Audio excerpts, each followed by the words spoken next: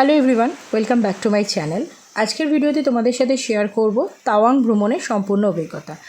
আমরা দুদিন তাওয়াংয়ে ছিলাম, তো কী দেখলাম তো সবটাই এই ভিডিওতে থাকবে। আমরা তাওয়াংয়ে ম্যান্ডেলিন ইন হোটেলে থাকছি। সত্যি বলতে এখানে আমার থাকার অভিজ্ঞতা খুবই ভালো। হোটেলের সার্ভিস, স্টাফদের ব্যবহার আর পুরো পরিবেশটাই আমার খুব ভালো লেগেছে। তোমরা যদি তাওয়াং আসো তাহলে এই হোটেলটা নিশ্চিন্তে স্টের জন্য কনসিডার করতে পারো। সকালে ঘুম থেকে উঠে চারপাশের পাহাড় আর ঠান্ডা আবহাওয়া উপভোগ করে আমরা রেডি হয়ে বেরিয়ে পড়েছি সবচেয়ে এক্সাইটিং জার্নির জন্য। আজ আমরা যাচ্ছি বুমলা পাস, যেটা তাওয়াং ট্রিপের অন্যতম আকর্ষণ। একটা গুরুত্বপূর্ণ বিষয় আগে থেকেই জানিয়ে রাখি, বুমলা পাসে যাওয়ার জন্য আলাদা গাড়ি বুক করতে হয়। আমরা যে গাড়িতে পুরো অরুণাচল ট্রিপ করছি সেই গাড়ি বুমলা পাস পর্যন্ত যেতে পারে না, তাই আমরা আগে থেকেই আলাদা গাড়ি এবং প্রয়োজনীয় পারমিটের ব্যবস্থা করে রেখেছিলাম। সকালে ব্রেকফাস্ট করে আমরা গাড়িতে উঠে পড়ি। শুরু হয়ে যায় পাহাড়ি রাস্তার এক অসাধারণ যাত্রা। যতই উপরে উঠতে থাকি ততই বদলে যেতে থাকে চারপাশের দৃশ্য। সবুজ পাহাড় ধীরে ধীরে সাদা বরফের চাদরে ঢেকে যায়। রাস্তার দুপাশে বরফ, দূরে মেঘে ঢাকা পাহাড় আর ঠান্ডা হাওয়া। আমরা মার্চ মাসে এসেছি। তাওয়াং শহরের তাপমাত্রা তখন প্রায় 0 ডিগ্রি সেলসিয়াস, আর বুমলা পাশে সেটা আরও কম। তার ওপর সেদিন সকাল থেকেই শুরু হয় তুষারপাত। ওয়েদার খুব একটা কিন্তু ভালো ছিল না। গাড়ির জানালায় পড়তে থাকা বরফ, রাস্তার উপর জমে থাকা স্নো আর পাহাড়ের সাদা সৌন্দর্য, প্রতিটা মুহূর্ত ক্যামেরাবন্দি করার মতোই। যতই সামনে এগোচ্ছি ততই চারপাশের দৃশ্য আরও সুন্দর হয়ে উঠছে। তোমরা যদি বুমলা পাসে যাও তাহলে অবশ্যই সঙ্গে কর্পূর এবং একটি পোর্টেবল অক্সিজেন ক্যান রাখার চেষ্টা করবে, কারণ এত উচ্চতায় অক্সিজেনের পরিমাণ কম থাকায় অনেকেরই শ্বাসকষ্ট, মাথা ব্যথা বা মাথা ঘোরা হতে পারে।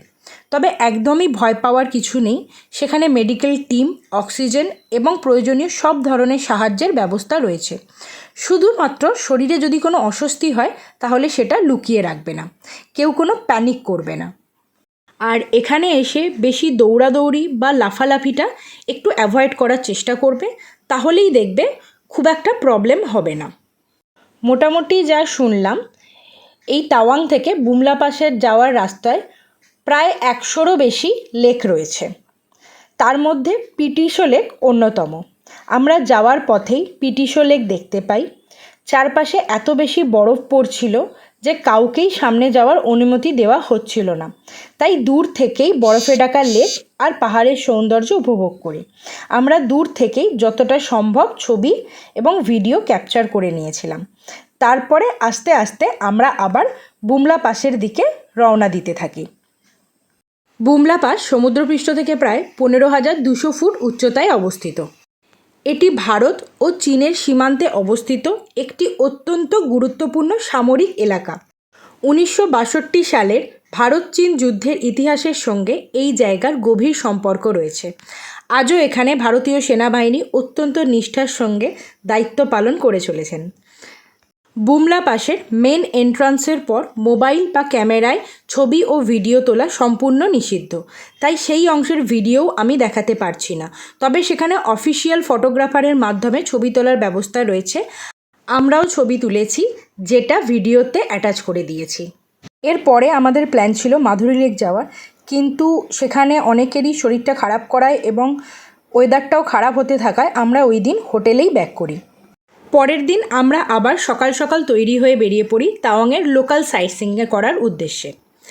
আজ আর আলাদা গাড়ি করার প্রয়োজন নেই। আমরা যে গাড়িতে পুরো অরুণাচল ট্রিপ করছি সেই গাড়িতেই আজকে সব জায়গা ঘুরে দেখে নেব। সকালের ঠান্ডা হাওয়া আর পরিষ্কার পাহাড়ি আবহাওয়ার মধ্যে আমরা প্রথমেই পৌঁছে যাই তাওয়াং মনেস্ট্রিতে।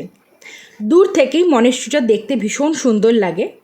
পাহাড়ের কোলে দাঁড়িয়ে থাকা এই বিশাল মনেস্ট্রিটা যেন পুরো তাওয়াং শহরকে আশীর্বাদের মতো আগলে রেখেছে। তাওয়াং মনেস্ট্রি ভারতের সবচেয়ে বড় এবং বিশ্বের দ্বিতীয় বৃহত্তম বৌদ্ধ মনেস্ট্রি। এটি 1700 শতকে প্রতিষ্ঠিত হয় এবং গেলুক্কা বৌদ্ধ সম্প্রদায়ের অন্যতম গুরুত্বপূর্ণ ধর্মীয় কেন্দ্র। এখানে প্রায় 400 থেকে 500 জন সন্ন্যাসী বাস ও অধ্যয়ন করেন। মনেস্ট্রির ভেতরে ঢুকতেই এক অন্যরকম শান্তি অনুভব হয়। প্রার্থনার শব্দ, রঙিন প্রেয়ার ফ্ল্যাগ, কাঠের ঐতিহ্যবাহী স্থাপত্য পুরো পরিবেশটাকে আরও সুন্দর করে তুলেছে। মনেস্ট্রির মূল প্রার্থনা কক্ষে একটি বিশাল সোনালী বৌদ্ধ মূর্তি রয়েছে, যেটা সত্যিই অসাধারণ। এছাড়াও এখানে একটি মিউজিয়ামও রয়েছে, যার ভেতরে কোনো ফটো বা ভিডিও অ্যালাউ ছিল না, তাই আমি ভেতরে কোনো ফটো বা ভিডিও নিইনি। এখানে পাশে চাও পাওয়া যাচ্ছিল, তোমরা এখানে কিন্তু ফ্রিতে চাও খেতে পারবে। তো মনেস্ট্রির চারপাশটা একবার তাড়াতাড়ি করে ঘুরে দেখে আর কিছুক্ষণ এই শান্ত পরিবেশ উপভোগ করে আমরা বেরিয়ে পড়ি পরের গন্তব্যের উদ্দেশ্যে। এবার আমরা চলে আসি জায়েন্ট বুদ্ধা স্ট্যাচু দেখতে। এখান থেকে পুরো তাওয়াং শহরের অসাধারণ প্যানোরামিক ভিউ দেখা যায়। চারিদিকে পাহাড়, মেঘ আর ঠান্ডা হাওয়ার মধ্যে দাঁড়িয়ে এই জায়গাটা সত্যিই অনেক শান্ত এবং মনোমুগ্ধকর লাগছিল। পাহাড়ের উপর দাঁড়িয়ে থাকা এই বিশাল সোনালী বৌদ্ধ মূর্তিটি তাওয়াংয়ের অন্যতম জনপ্রিয় আকর্ষণ। আমরা এখানে বেশ কিছুক্ষণ দাঁড়িয়েছিলাম। এরপর আমরা পৌঁছে যাই তাওয়াং ওয়ার মেমোরিয়ালে।